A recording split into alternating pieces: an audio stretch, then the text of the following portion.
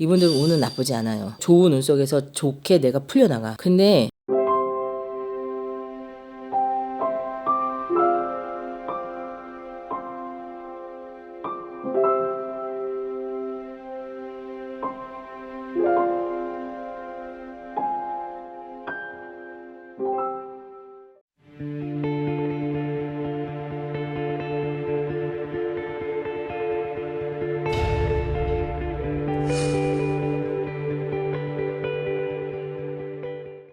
안녕하세요, 봉인당입니다. 안녕하세요. 안녕하세요. 양력 5월달에 이제 한 가지 띠만 남았죠. 하나 남았어, 하나. 그냥 꺼내면 돼. 범띠. 귀여워, 범띠. 5월 달에는 어떤 운으로 을사년에 작용을 해서 뭘 갖다 주는지 제가 한번 보도록 할게요. 26살의 무인생입니다. 40살의 병인생입니다. 52살의 갑인생입니다. 64살의 이민생이 오십니다. 이분들을 살펴서 오른공수, 바른공수 내려주시고 5월 달이 이분들은 천신에서 다 도와주는 기운이 와.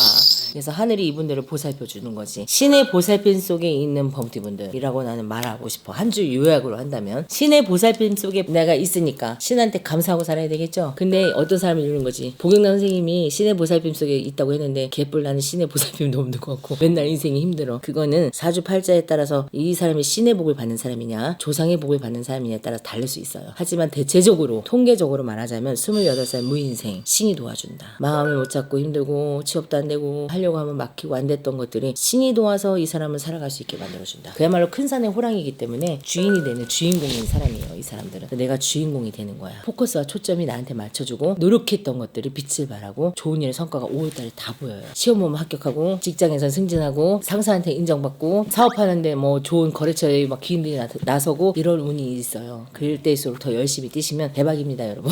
나쁘지 않습니다. 다만 이분들이 목을 조심하셔야 될 게 한 가지가 있다면 너무 좀 가음을 하실 일이 있을 수 있어. 그러니까 가음은 너무 많이 하지는 마세요. 근데 적당한 술 한 잔은 기분을 좋게는 만들어줘. 그러니까 가음만 하지 마시면 좋겠습니다. 40살의 병인생 이분들 같은 경우에는 태양이 힘 에너지를 다 써버렸다. 나의 에너지 고갈 상태. 번아웃이 오고 힘든 거야. 금전적인 거나 일은 왠지 풀려나가는데 나의 정체성과 뭔가가 좀 고갈 상태. 번아웃 지쳤어. 그만하고 싶어. 안 할래. 이런 마음이 막 들거든요. 5월달에 내가 왜 이렇게까지 해야 돼. 더 해야 돼. 그만하고 싶어. 막 이런 마음들이 막 이렇게 일렁일렁거리는 게 여자분들이 특히 더 심하고 남자부터 같은 경우에는 내가 이제 이런 마음들이 기본 밑바탕에 무의식적에 깔려있다고 보면 튕겨져 나가죠. 그래서 바깥으로 막 들로산으로 막 나가는 기운이 막 온 거야. 그래서 가정에 소홀해질 수가 있어서 부부싸움이 잦을 수가 있고요. 그리고 남자분들이 바깥에 나가게 되면 총각인데 이제 바깥에 나갔어. 나가면 누군가는 만나게 되는데 연인을 만난다기보다는 이때 새로 새기는 친구라든가 만약에 지인을 만나게 된다면 그 지인한테 호의를 베풀 때는 한 번쯤 생각을 깊이 해보시고 뭔가 제안을 할 때는 5월달만큼은 그 제안을 받아들이지 마시라고 얘기하고 싶어. 그래야 여러분들이 편하게 인생을 잘 갈 수가 있어요. 그러니까 사람이 독이 되고 내가 스스로 한 행동이 독이 되고 내가 스스로 한 말이 독이 돼서 나한테 독화살로 나한테 오는 기운이 5월달에 병인생이에요. 많이 조심하셔야 돼. 내 기운의 자체가 남을 볼 수 있는 성견지명을 갖고 있었다면 그게 사라지는 운이기 때문에 5월달만큼은 조심하시라고 얘기하고 싶어. 난 촉이 좋았는데 촉이 이제 꺼졌어. 촉이 꺼졌으니까 좀 촛불 발언하셔라. 인등을 좀 켜셔라. 나만의 뭐 기도법이 있으시다면 기도 열심히 해라. 이렇게 얘기해 주고 싶어요. 그리고 혹시 집안에 조상 얘기는 원래 잘 아는데 혹시 험하게 가신 조상분들 있죠. 스스로 목숨을 끊고 가신 분들, 사건에 연루돼서 돌아가신 분들이 계신 집안이 있다면 꼭 이렇게 천도제를 크게 하지 않더라도 조용한 사찰이든 아니면 믿는 선생님한테 가서 이 조상님들을 풀어주시면 좋겠습니다 라고 메시지를 보내는 시점이 5월달이야. 신이 알려주는 거지. 왜 그러냐면 그걸 풀어야 네가 풀려나간다니까.